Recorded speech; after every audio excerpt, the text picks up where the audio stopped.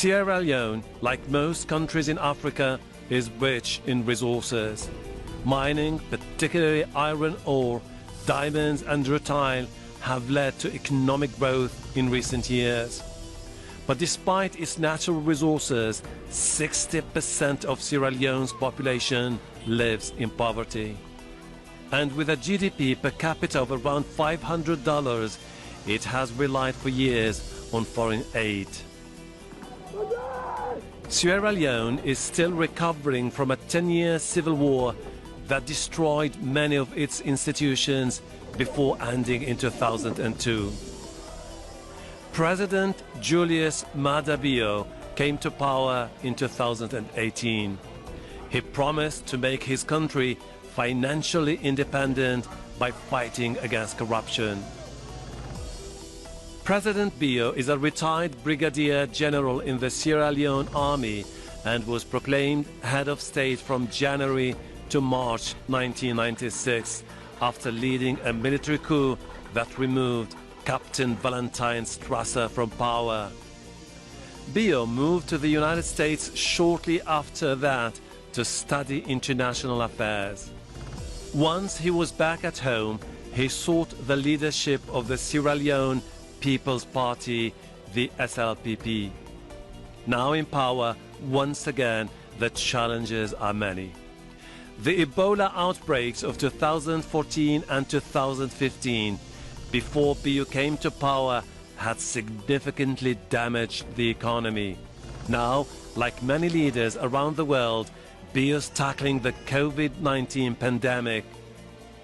In addition to fighting corruption, improving literacy rates and life expectancy are also crucial. So after 2 years in office, is he succeeding? The president of Sierra Leone, Julius Maada Bio, talks to Al Jazeera.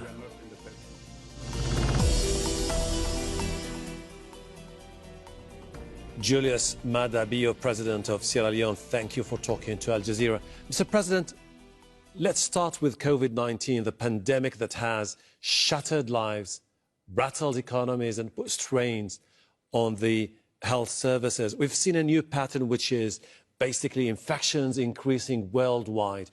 Where does your country stand? Are you thinking about putting in place new restrictions?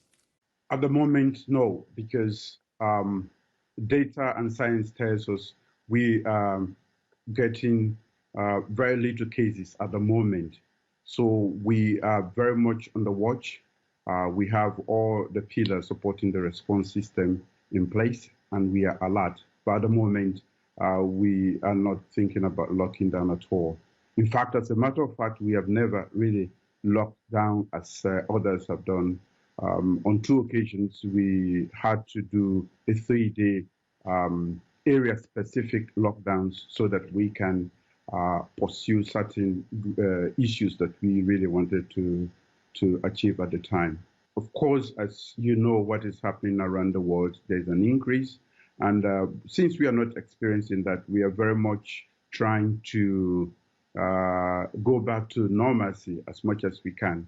But we are very much on the watch because COVID is around. Mm-hmm. So the quick economic recovery plan is meant to see how we can transition from the state of COVID or post-COVID and carry on with creating a scenario for livelihood in this country. At the moment, we are really not experiencing many cases as it is the case around the world. The battle against COVID-19 brings back memories from your country's fight against Ebola in 2014 and 2015. What were the lessons you learned from that particular experience that was helpful to your country now as it tackles this pandemic? Well, that is a quick reaction. We heard about the pandemic and we went into action immediately. And using our experience with Ebola, we were able to mount a preventive structure to make sure that we could prevent the advent of COVID in Sierra Leone. But of course, we knew we were fighting a losing battle because it was all over the world, and being part of the international community, we knew it was going to come here. But as we mounted the preventive measures, we were able to ward off COVID for a very long time. Mm-hmm. And during that time, we were able to stand up the various structures. Luckily, we've had a very bitter experience from Ebola, and we had still people in the system who had the expertise, who had the knowledge, and we were able to put our national COVID response team together.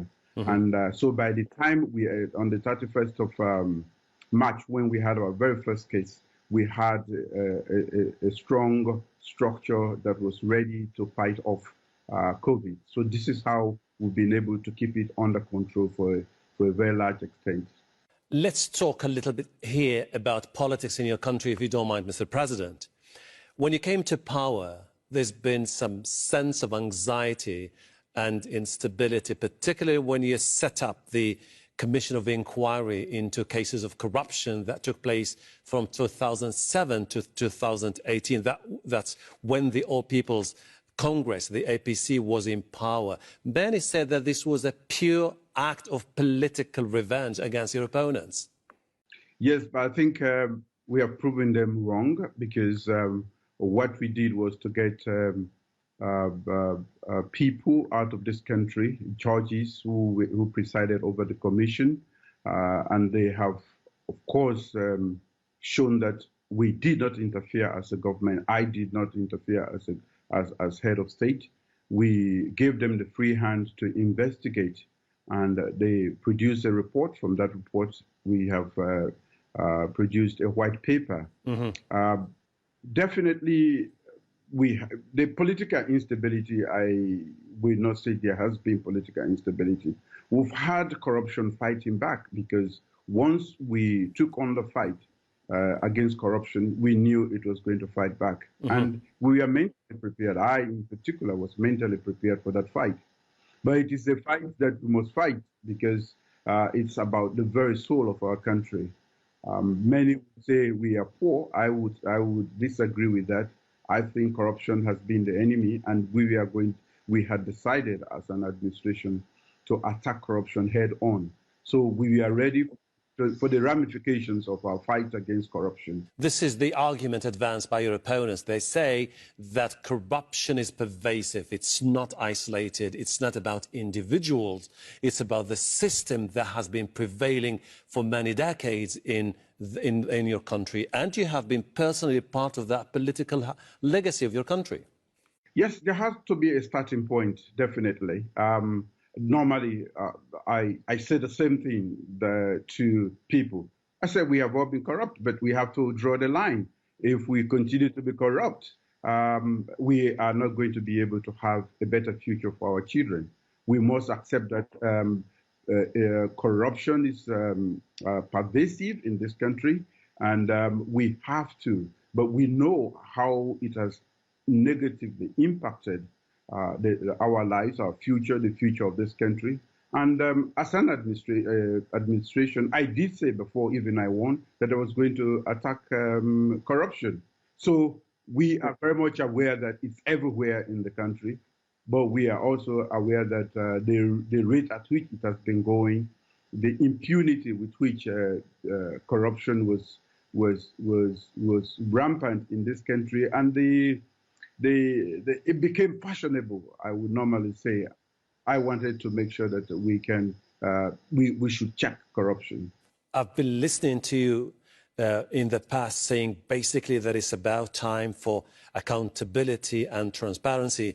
And I'm expecting to hear some transparency from you, Mr. President, as I'm going to ask you some few questions here.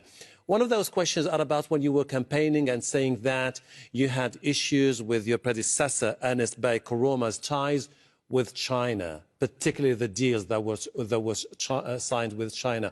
What was your biggest concern about those deals? Is it there was no sense of transparency, or because you thought the deals with China were counterproductive to your country?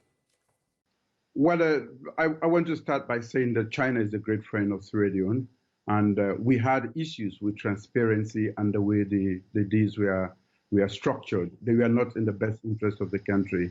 And I did not attack the president. I attacked the particular deal, which was about Mamama, an airport that was going to be built, which is not going to be anything different from what we have now. If anything, it was going to be a smaller airport with less facilities. So I stood against that because we're talking about nearly 400 million United States dollars. So we still continue our friendship and the bond of friendship with China. But that deal and few others, we are totally against. They are not in the best interest of the people of this country. And this explains why you decided there's absolutely no way you're going to go ahead with completing the project, which was basically the new airport outside of the capital. Is it because you were concerned that more loans could just end up being a debt trap for your country? Of course, that is one. And the way it was structured, there was no need for us to leave that airport where it is and build another one. We can refurbish what we have and use it until, when we have a windfall and we can afford it, then do it, and do it in a rather transparent way where everybody will get to know what is happening or how the loan itself is structured. But here's the thing here, Mr. President. Decades of instability and civil war have taken a heavy toll on the infrastructure of the country. We're talking about dams, roads, schools, grid systems. To rebuild, you need cash. Investors don't seem to be willing to step in. The Russians said that they were willing to step in and finance some of those projects. But you didn't seem to be really impressed, saying that we need to look into everything into more details before we move forward. Well, I sit here with a national mandate and for the best interest of my nation. So when I look at any deal and I think it is not in the best interest of the people, I will reject that. We are open as a nation to investment, especially for infrastructure, because we know it's an enabler for development. But we are also conscious that we should not take on loans that are not productive. And yes, we make sure that the process of getting those loans are also transparent and in the best interest of our country. So we are not cherry picking. We just want to make sure that it is in the best interest of Sierra Leone.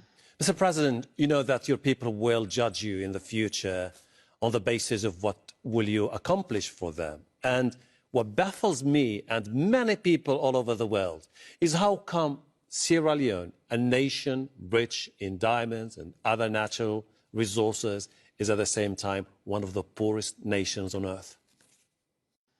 That is the exact reason why we are here, to change that narrative.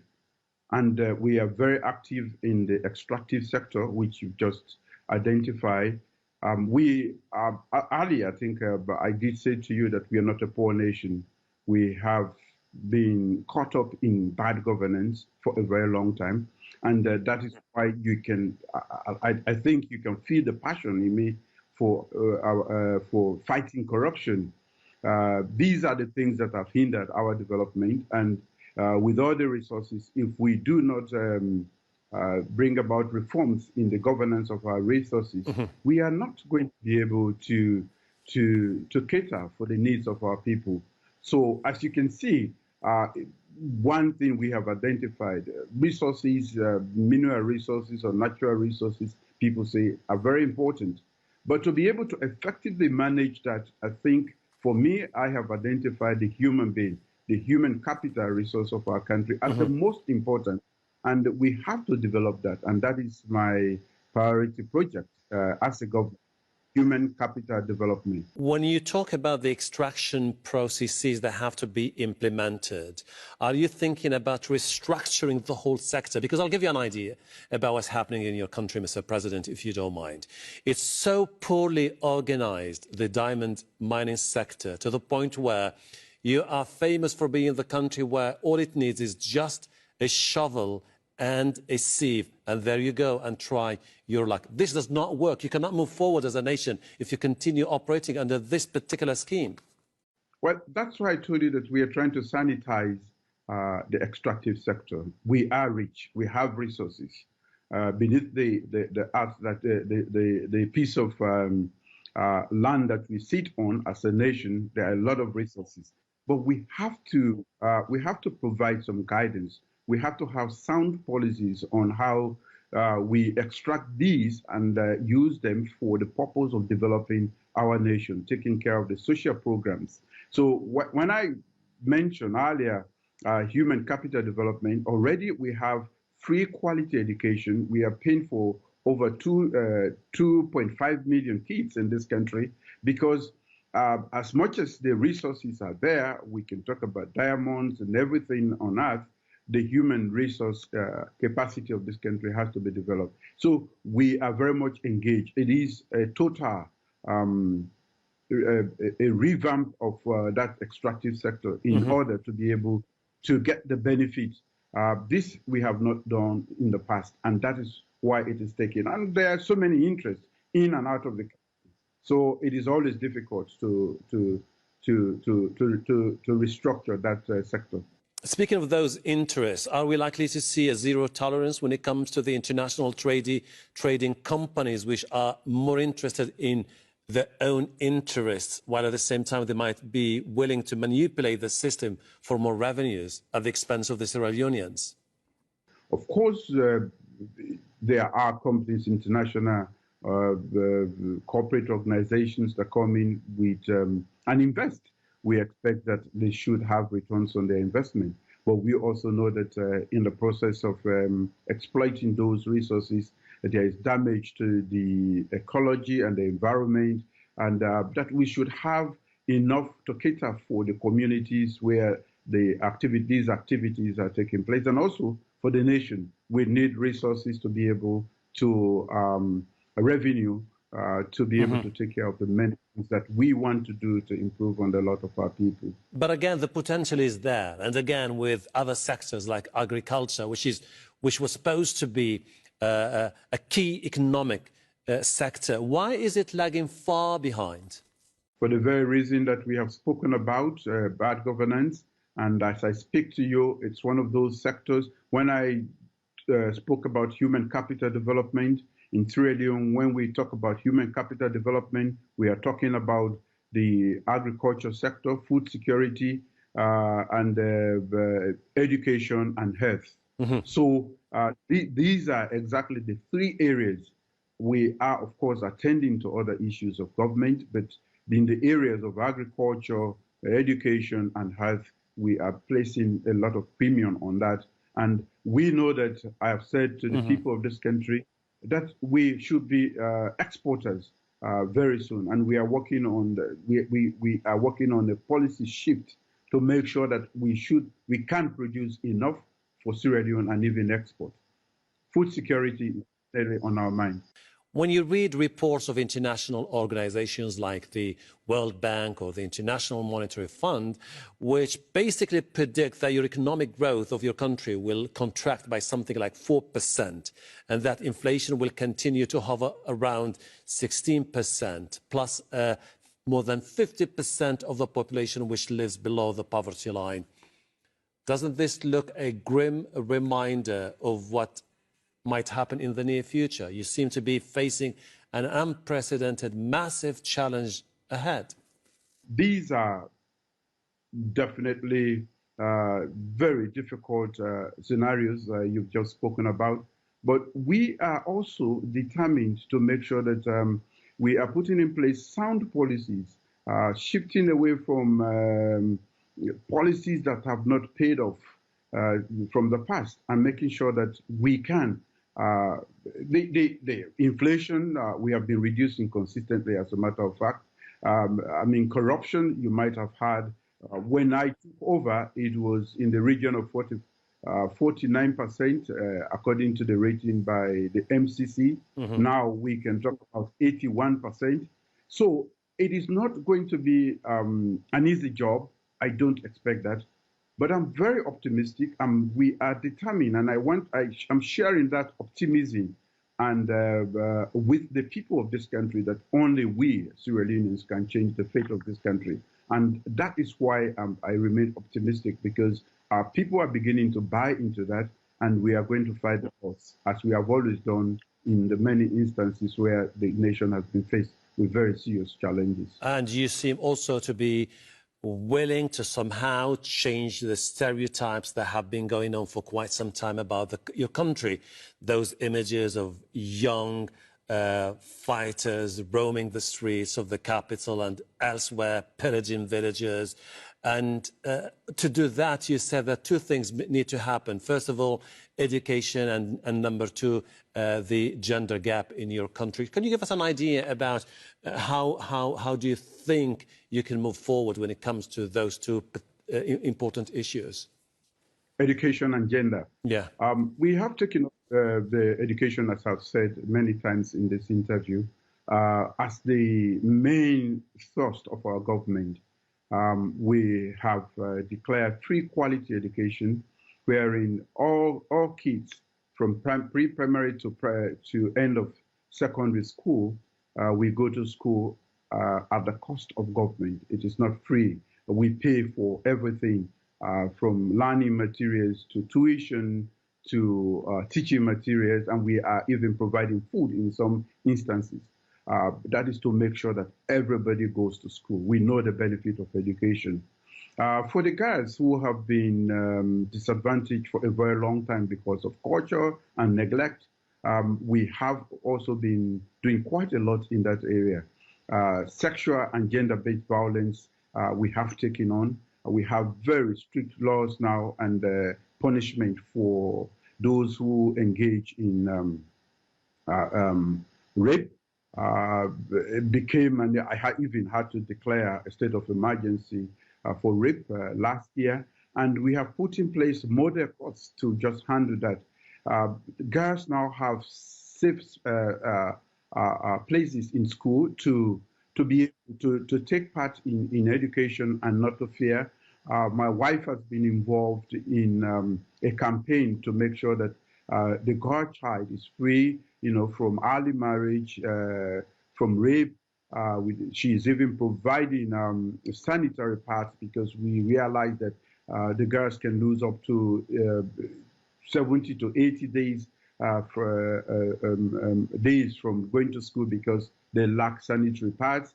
And a lot of, we have taken up the issue of the girl child very seriously, and the nation is catching up on that.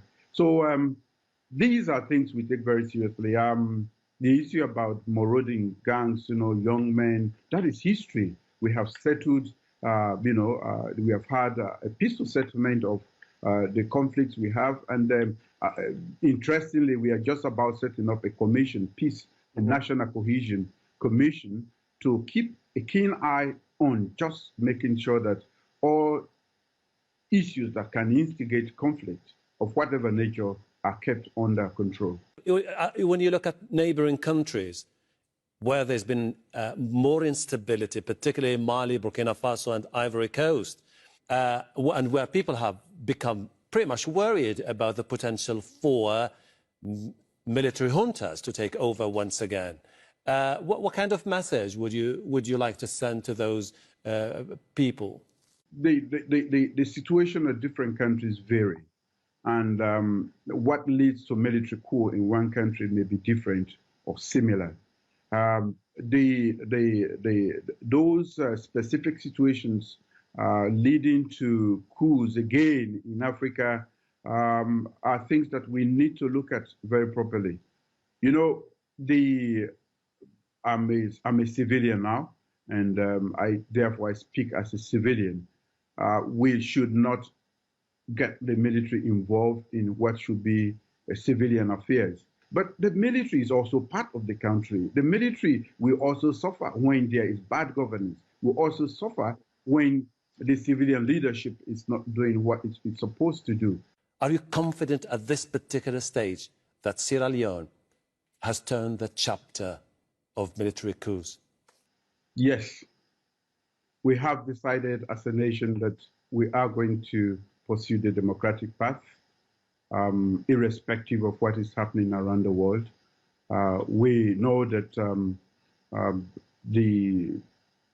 the space for politics, when it is restricted, creates the possibility for military coups and other social upheavals. So what we have done is a collective determination as a nation that we will pursue the democratic path. And we've had 4 peaceful transitions. I have always been seeking the interest of the people of the country. I joined the military to fight for my nation. But even when I was involved in the military coup, it was for the best interest of this nation. We'll have to leave it there. Thank you very much indeed, Mr. Julius Maada Bio, President of Sierra Leone. Thank you for talking to Al Jazeera. Thank you. Thank you very much.